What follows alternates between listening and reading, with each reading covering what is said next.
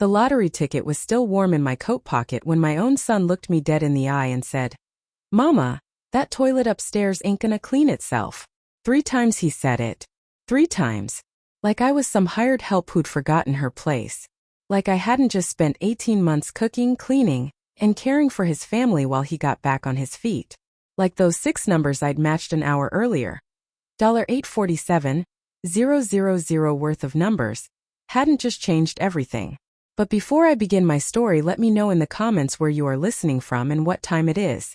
I just want to know I'm not alone in this. And if you feel moved by what you hear, consider subscribing. It helps give me the strength to speak my truth.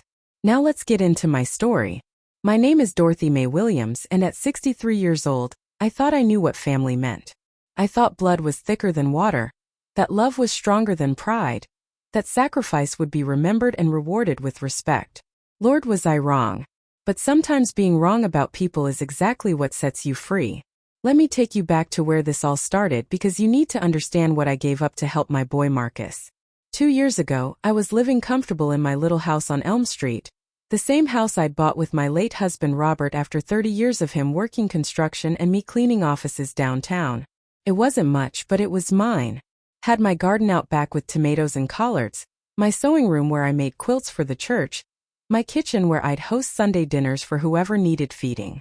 Then Marcus called. My oldest boy, 38 years old, with that defeated voice I'd heard too many times before. His construction business had failed, his wife Keisha was pregnant with their 3rd child, and they were about to lose their house. "Mama," he said, and I could hear him crying, though he was trying not to let me know it. "We got nowhere else to turn. What's a mother supposed to do with that?" I sold my house in 3 weeks. Took a loss on it too because they needed help fast. Packed up 40 years of memories and moved into their basement, telling myself it was temporary. Just until they got back on their feet. Just until Marcus could find steady work again. Just until the baby came and Keisha could go back to her job at the hospital. "You're a blessing, Mama," Keisha said when I handed over the check from my house sale to catch up their mortgage. "We'll pay you back every penny once things turn around." Marcus just nodded, but I saw something in his eyes that should have warned me.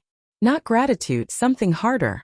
Like he was already forgetting this was my choice, not my obligation. That basement bedroom was half the size of my old bedroom, with one tiny window that barely let in light and carpet that smelled like it needed replacing 10 years ago. But I made it work. Set up my sewing machine in the corner, hung up some family pictures, and told myself this was just a new chapter. The months that followed weren't easy, but I thought we were building something together. I cooked breakfast every morning before Marcus left for whatever day labor he could find. I walked 8-year-old Jasmine and 6-year-old Malik to school because Keisha was having a hard pregnancy. I cleaned that house from top to bottom twice a week, did mountains of laundry, and grocery shopped with my own money more often than not. When baby Destiny was born, I was the one getting up for night feeding so Keisha could rest. I was the one watching all 3 children when she went back to work part-time. I was the one keeping that household running while Marcus finally found steady work with a roofing company and started bringing home decent money again. But somewhere along the way, my help stopped being appreciated and started being expected. "Mama, we're out of milk again," became a demand, not a mention. "Mama, Jasmine needs her uniform washed for tomorrow," became my responsibility, not a request for help. "Mama, I'm working late, make sure dinner's ready when I get home," became Marcus's way of letting me know my place. The breaking point should have been Christmas morning last year. I'd spent my Social Security check on presents for those children, staying up until 2 in the morning wrapping everything perfect. When they tore through the packages, screaming with joy, Marcus looked at his wife and said, loud enough for me to hear, "Well, at least Grandma finally earned her keep this year." I should have said something then.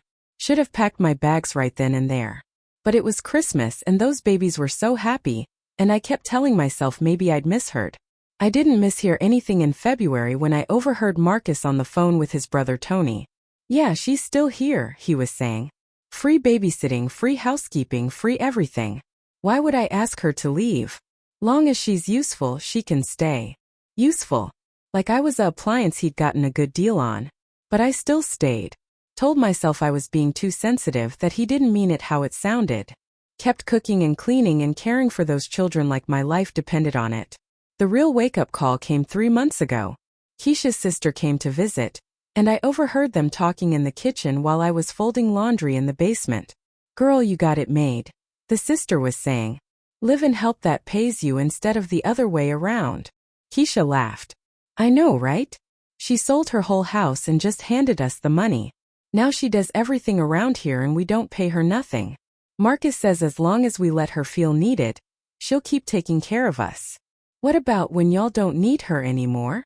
"There's always nursing homes." My hands went still on the towel I was folding. Nursing homes.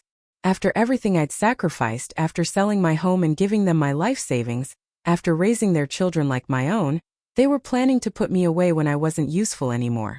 That night I lay in that basement bedroom staring at the ceiling, and something shifted inside me. Not anger exactly, anger burns hot and quick. This was colder, steadier. This was clarity. I started paying attention different after that. Really watching and listening instead of just serving.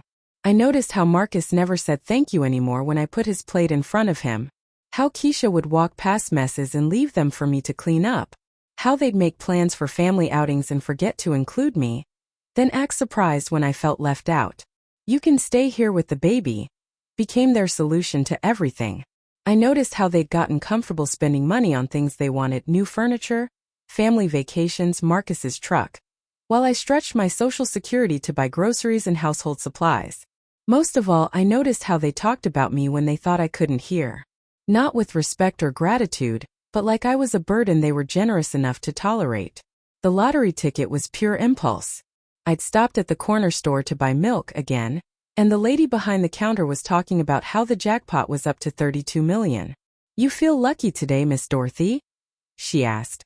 I thought about going home to that basement room, to another evening of cooking dinner for people who saw me as free help, and I said, "You know what, Mrs. Chan? Maybe I am feeling lucky." I played the same numbers I'd been playing for 15 years. Robert's birthday, our anniversary, the dates my children were born. Cost me $5 I probably should have saved. I forgot all about that ticket until Saturday morning when I was having my coffee and watching the news. They read those numbers and something in my chest went tight. I had to check 3 times before I believed it. $847,000. After taxes, still enough to buy my independence back and then some. I didn't tell them right away. Spent the morning in a daze helping Jasmine with a school project, changing Destiny's diaper, listening to Marcus complain about his supervisor while I fried his eggs exactly how he liked them. I was still in shock when I went to the lottery office that Friday to claim my prize. Had to take 2 buses because I'd never learned to drive. Robert always handled that. The lady at the office was kind, walked me through all the paperwork, helped me understand the tax implications. Even arranged for direct deposit to my bank account. I was walking home with that claim ticket in my pocket, my mind spinning with possibilities, when I realized I didn't have to go back to that basement. Didn't have to spend another night listening to them plan my future like I wasn't a person with choices. But I went back anyway. Had to get my things, had to see their faces when I told them I was leaving. I should have known better than to expect anything different. Marcus was in the kitchen when I came in, looking irritated about something. "Where you been all day, Mama? Keisha's been calling you." "I had some business to handle." "What kind of business?" "You didn't cook nothing for dinner, and the kids are hungry." I looked at this man I'd raised, this person I'd sacrificed everything to help, and I realized he had no idea who I really was. To him, I wasn't Dorothy Mae Williams, widow and grandmother and woman with her own dreams and dignity. I was just the help. "I'll get something started," I said, because old habits die hard. That's when he said it. "Good. And Mama? That toilet upstairs is nasty. Keisha's been asking you to clean it." I stopped with my hand on the refrigerator door. "What toilet?" "The one in our bathroom. It's been 3 days. When you gonna handle that?" 3 days. I'd been grieving my friend Martha's passing, had been at her funeral just yesterday, and he was keeping count of toilet cleaning. "I'll get to it," I said quietly. "When?" I turned to look at him. Really look. Saw the impatience in his face, the entitlement in his posture. Saw how easily he'd grown accustomed to treating me like hired help he didn't have to pay. I said, "I'll get to it." "Mama, that toilet ain't gonna clean itself." Second time. Something cold settled in my stomach. Marcus. Look, I know you getting old, but we still got standards in this house. That toilet needs cleaning today. Third time. I stood there in that kitchen where I'd cooked thousands of meals for this family, where I'd bandaged scraped knees and helped with homework and made birthday cakes from scratch. Stood there with nearly $1 million in my bank account, and a son who thought my highest purpose was cleaning his toilet. I'll take care of it, I said. But I wasn't talking about the toilet anymore. I went downstairs to that basement room and started packing. Not everything that would have tipped them off. Just the important things. My few pieces of good jewelry, my photo albums, my mother's Bible, the quilt I'd been working on. Enough clothes for a week or two. The lottery ticket stub went into my purse next to the bank card that would give me access to my new life. I could hear them upstairs, Marcus complaining to Keisha about how I was getting slower, and maybe going senile. Heard Keisha agree that they might need to have a talk with me soon about my attitude. Let them talk, I thought. Let them plan my future without me. Because Dorothy Mae Williams was about to disappear from their lives as quietly as she'd been living in their basement. And when they realized what they'd lost, not just free help, but someone who'd loved them enough to give up everything, it was going to be too late to take back those words. Too late to clean up the mess they'd made of my heart. But not too late for me to start over. I didn't leave that night. Couldn't bring myself to walk out in the dark like some thief, even though they'd been stealing my dignity for months. Instead, I sat on the edge of that basement bed until sunrise, my packed suitcase hidden in the closet, my mind working through what came next. 40 years of marriage to Robert had taught me patience. You don't survive raising 4 children and building a life without learning how to think before you act, how to plan instead of just react. The young woman who'd married Robert at 23 might have stormed out screaming. But Dorothy Mae at 63? She knew better. I made breakfast that Saturday morning like always. Scrambled eggs for Marcus, toast cut diagonal for Jasmine because that's how she liked it, oatmeal with brown sugar for little Malik. Watched them eat the food I'd bought and prepared without a single thank you. Just Marcus checking his phone and Keisha discussing her plans for the day like I was invisible. I'm taking the kids to my mother's this afternoon, Keisha announced. We'll be back around dinner time. No invitation for me, naturally. No thought about whether I might want to see my grandchildren's other grandmother. No consideration that I might have my own plans. What you want for dinner? I asked, playing my role one last time. I don't know. Whatever. Marcus didn't even look up from his phone. That's when I knew for certain I was making the right choice. After they left, I called my youngest daughter, Beverly. Of all my children, she was the only one who'd questioned my decision to move in with Marcus. The only one who'd asked more than once if I was really happy living in that basement. Mama. Her voice was surprised. I never called during the day. Everything all right? Beverly, baby, I need you to listen to me careful now. I told her everything. Not just about the lottery ticket, though that certainly got her attention, but about the months of being taken for granted, the overheard conversations, the way they talked about nursing homes like I was already mentally gone. Mama, no. Beverly's voice was tight with anger. Please tell me you're not serious. Serious as a heart attack, baby girl. I'm coming to get you right now. No. I kept my voice steady, calm. I need to handle this my way. But I want you to know what's happening in case something goes wrong. There was silence on the other end, then Beverly said, What you planning, Mama? Nothing they don't deserve. Nothing that ain't natural consequences for how they chose to treat me. You scaring me a little. I laughed, but it wasn't a happy sound. Good. Maybe you'll understand why I can't stay here no more. After I hung up with Beverly, I sat at Marcus's kitchen table, the kitchen table I'd been cleaning for 18 months, and made a list. Not of what I was going to do to them, but of what I was going to do for me. First, find my own place. Somewhere nice, somewhere that felt like home again. Second, make sure my remaining children understood exactly what had happened here, so they'd never treat me the same way. Third, let Marcus and Keisha figure out how to manage their lives without my free labor, my free money, and my free love. I spent that afternoon looking at apartments online. Not just any apartments, nice ones. The kind I could afford now that I had lottery money and wouldn't be spending my Social Security on other people's groceries. I found a perfect one-bedroom in a senior community about 20 minutes away. Pool, library, activities. People my own age who might actually appreciate my company. The application process could be done online. Credit check, references, first month's rent plus deposit. I had it all submitted before Marcus and his family came home.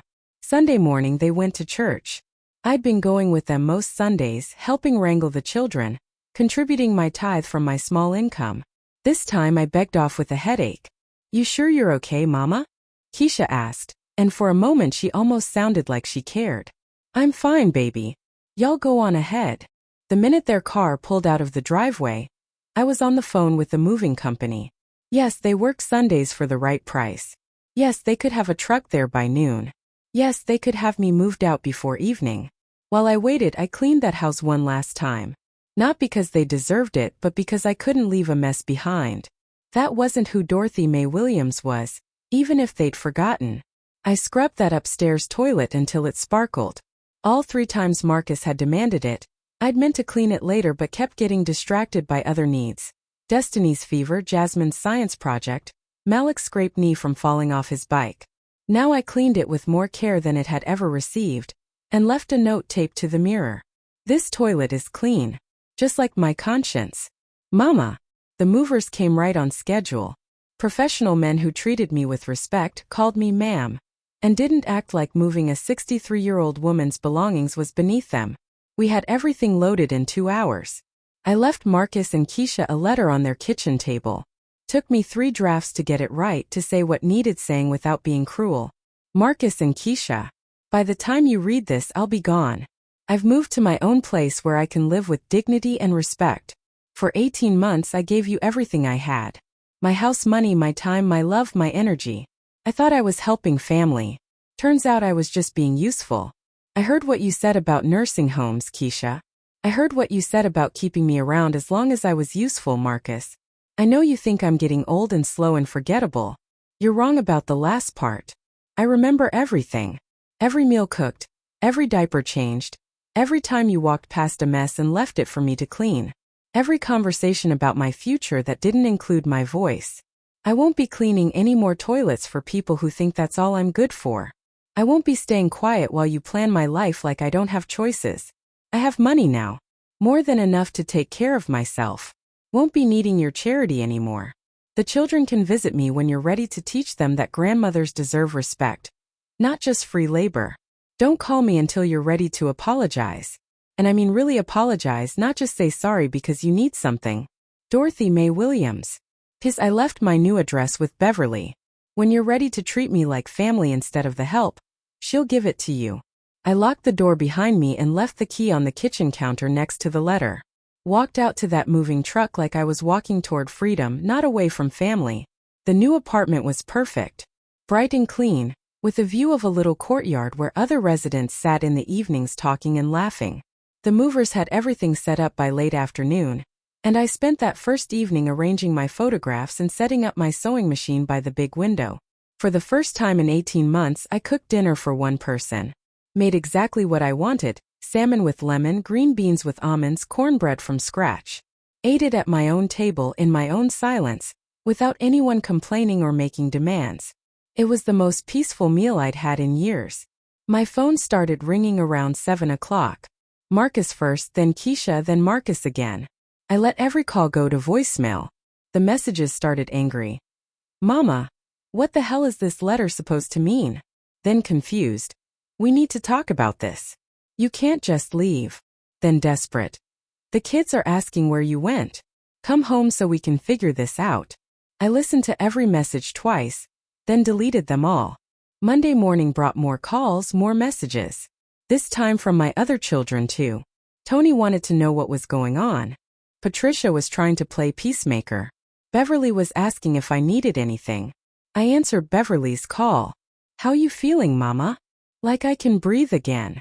Marcus called me. He's real upset. I'm sure he is. Probably wondering who's gonna cook his breakfast tomorrow. Beverly was quiet for a moment. "He wants your address. Says he needs to come talk to you." "What did you tell him?" "That you'd call him when you were ready." "Good girl." "Mama, he says you're being unreasonable. Says they never asked you to leave." I sat down in my comfortable new chair. looked out at the courtyard where a woman about my age was watering flowers in the communal garden. Beverly, let me ask you something. When's the last time Marcus said thank you for anything I did? Long silence. I don't remember. When's the last time they included me in family plans without me having to ask? Another silence. When's the last time they treated me like I mattered for something other than what I could do for them? Mama. You can't answer because it's been so long you don't remember either. That's how I know I made the right choice. Beverly sighed. What you want me to tell him? Tell him what I said in the letter. When he's ready to apologize, really apologize, not just say sorry to get me back. Then we can talk. And if he doesn't? I looked around my bright, peaceful apartment, at my belongings arranged exactly how I wanted them, at the life I was about to build for myself. Then I guess I'll know where I really stood with him all along. The truth was I already knew. But sometimes you have to give people the chance to prove you wrong, even when you're certain they won't take it. 3 weeks passed before Marcus showed up at my door. I'd been expecting him sooner, to be honest. Figured it would take about a week for the reality to sink in. No more free meals, no more free childcare, no more grandmother bankrolling their grocery bills. But Marcus had always been stubborn, even as a little boy. Probably spent those 3 weeks telling himself I'd come crawling back once I realized how good I'd had it. The knock came on a Tuesday evening, while I was having tea with my new friend Ethel from down the hall. We'd been talking about starting a quilting circle, and I was feeling more content than I had in years. Dorothy, honey, Ethel said, peeking through my blinds. There's a young man at your door looking mighty upset. I already knew who it was. That'll be my son Marcus. Want me to stay? I considered it. Having a witness might keep him from saying something we'd both regret. But this conversation was 18 months overdue, and it needed to happen. No, baby. But thank you. Marcus looked terrible. His eyes were bloodshot, his clothes wrinkled, and he had that defeated look I remembered from when his business failed. But this time I wasn't rushing to fix whatever was broken. Mama. His voice cracked a little. We need to talk. I'm listening. Can I come in? I stepped aside and let him into my bright, peaceful apartment. Watched him take in the comfortable furniture, the family photos I'd arranged just how I wanted them, the sewing machine by the window where afternoon light streamed in. This is nice, Mama. Thank you. He sat down heavily in my good chair, the one I'd bought with lottery money because I deserved nice things. Mama, I don't understand why you left like that. We could have talked. We could have talked any time in the last 18 months, baby. But you were too busy talking at me to listen. That's not. I never. He rubbed his face with his hands. Look, maybe I wasn't always. Maybe I could have been more grateful. More grateful. I let that sit in the air between us. Marcus, when's the last time you said thank you for anything I did? I thanked you. When? Silence stretched between us. Outside, I could hear children playing in the courtyard, their laughter mixing with their parents' gentle corrections. Normal family sounds from people who probably treated each other with basic kindness. You want some tea? I asked. Please. I made him a cup the way he liked it, with 2 sugars and a splash of milk. Old habits. But this time when I handed it to him, I waited. Thank you, he said quietly. You're welcome. We sat in silence for a while, him drinking tea in my comfortable living room while I watched him struggle with words he'd never had to say before. The kids miss you, he finally said. I miss them too. Jasmine keeps asking when you're coming home. This is my home now, Marcus. You know what I mean. Do I? Because for 18 months you never once called that basement my home. Called it the spare room when people asked. Like I was just visiting. His face flushed. That's not. We were grateful, Mama. We just didn't know how to show it. You knew how to show me what toilet needed cleaning. He flinched like I'd slapped him. I'm sorry about that. I was stressed and I said things I didn't mean. 3 times, Marcus. You said it 3 times. Like you were training a dog. I'm sorry. What are you sorry for? The question seemed to confuse him. For making you feel bad? That's not an apology, baby. That's just you feeling sorry you got caught. I set down my teacup and looked at this man I'd raised. This person I'd loved enough to sacrifice everything for. Marcus, I heard you talking to your brother. Free babysitting, free housekeeping, free everything. Long as she's useful, she can stay. Those were your exact words. His face went pale. You heard that? I heard it. I also heard Keisha talking about nursing homes. About how y'all just had to let me feel needed, and I'd keep taking care of everything. Mama, that's not. We never planned to put you in a home. When I wasn't useful anymore, what was the plan, Marcus? He couldn't answer. Couldn't even look at me. You want to know the funny thing? I continued. While y'all were planning my future, I won the lottery. $847,000. Won it the same day you told me that toilet wasn't gonna clean itself. His eyes went wide. You what? I've got more money now than I know what to do with. Could have shared it with y'all, could have paid off your mortgage, could have set up college funds for those babies. Instead, I used it to buy my dignity back. Mama, we can fix this. We can. Can what? Can start treating me like family instead of hired help? Can start saying thank you when I cook your meals? Can start including me in plans instead of assuming I'll just babysit? He was crying now, and part of me wanted to comfort him like I had when he was little and fell off his bike. But I wasn't his mother in that moment. I was a woman who'd learned the difference between love and enabling. I need you back, Mama. We can't. Things are falling apart without you. Tell me about that. Keisha's exhausted. She's working full-time and trying to manage the house and the kids. I'm picking up overtime just to keep up with expenses now that we don't have your help with groceries. The kids are acting out because their whole routine changed. Sounds like y'all are learning how much I actually did. Yes. We know now. We appreciate. You appreciate having your problems solved for free. That's not the same thing as appreciating me. I stood up and walked to my window, looked out at the garden where Ethel was teaching a group of children how to plant seeds. Real appreciation, I realized, looked like those children listening carefully, saying thank you without being prompted, treating Ethel like her knowledge mattered. Marcus, I spent 18 months of my life making yours easier. I gave up my home, my independence, my savings. I cooked and cleaned and babysat and asked for nothing except basic respect. I turned back to face him. Instead, I got treated like an appliance that came free with the house. Useful when you needed something, invisible when you didn't. We can change. We can do better. Why should I believe that? Because. He struggled, his face working through emotions he wasn't used to expressing.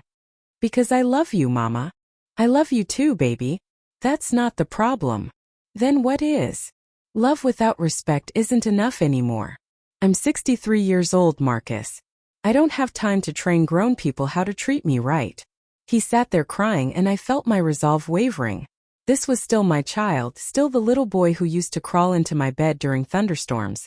But I thought about those overheard conversations, about 18 months of feeling invisible in my own son's house, about the casual cruelty of being told 3 times to clean a toilet. What do you want from me? He asked. I want you to go home and think about how you treated me. Really think about it.